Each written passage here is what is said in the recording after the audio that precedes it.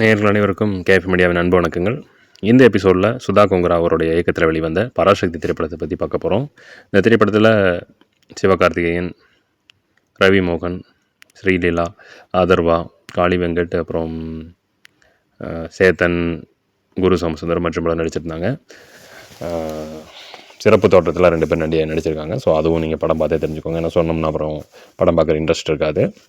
இந்த திரைப்படத்துடைய கதைக்களம் பார்த்திங்கன்னா, ஆரம்பத்திலே ஒரு ட்ரெயின் எரிப்பு சம்பவம் காமிக்கிறாங்க. அது சிவகார்த்திகேயனோட தலைமையில் அந்த எரிப்பு சம்பவம் நடக்குது. ஸோ அப்போவே அந்த ட்ரெயினில் ரவி மோகன் பயணம் பண்ணுறாரு. அவரும் ஒரு அதிகாரியாக இருக்கார். அவர் ஒரு வில்லன் ரோல் ப்ளே பண்ணியிருக்காரு. அவருக்கும் இவருக்குமான அந்த சண்டை காட்சிகள். அதுக்கப்புறம் மறுபடியும் ஃப்ளாஷ்பேக் போகுது. ஃப்ளாஷ்பேக் போனோம்னா தமிழ்நாட்டில் இந்தி திணிப்பு போராட்டம் வலுவாகுது.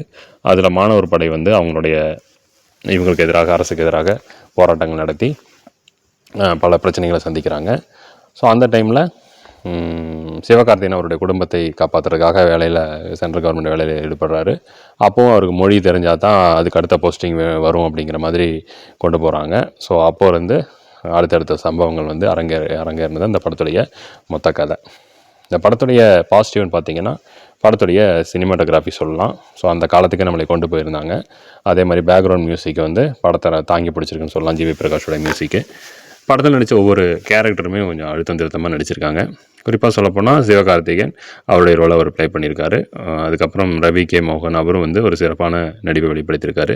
ஸ்ரீலீலா, அதர்வா போன்றவங்களாம் அவங்களுடைய சிறந்த நடிப்பு. குறிப்பாக சின்ன சின்ன ஆர்டிஸ்ட்டு, புதுமுகமான ஆர்டிஸ்ட்லாம் நிறைய பேர் நல்லாவே அவங்களோட ரோல் ப்ளே பண்ணியிருக்காங்க. கதையை தெரிஞ்சு நடிச்சிருக்காங்கன்னு சொல்லலாம். ஸோ இதெல்லாமே படத்துடைய பாசிட்டிவ்னு சொல்லலாம். இது ஒரு UA 16+ படம் தான்.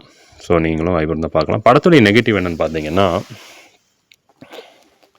இந்த படம் கமர்ஷியல் மூவியா இல்லை அது பீரியாடிக்கல் மூவியாங்கிறது நமக்கு நிறைய கன்ஃபியூஷன் வரும். ஏன்னா இந்த கதை பாதி தான் இருக்கும். பாதி பார்த்திங்கன்னா heroine love portion, family attachment, இது அண்ணன் தம்பி பாசம் இப்படி மாதிரி போயிட்டுருக்கும். அதுக்கப்புறம் ஒரு ஆக்ஷன் மூவியாக மாறும். ஹீரோ வில்லன் அப்படிங்கிற இதாக மாறிடும். இடையில தான் இவங்க அந்த கதையை சொல்ல ட்ரை பண்ணியிருக்காங்க. தமிழ்நாட்டில் ஹிந்தி திணிப்பு போராட்டம் எப்படி இருந்தது அப்படிங்கிறத பற்றி சொல்லியிருக்காங்க. ஸோ இதுவே இந்த படத்துக்கு ஒரு நெகட்டிவ் ஷேடுன்னு சொல்லலாம்.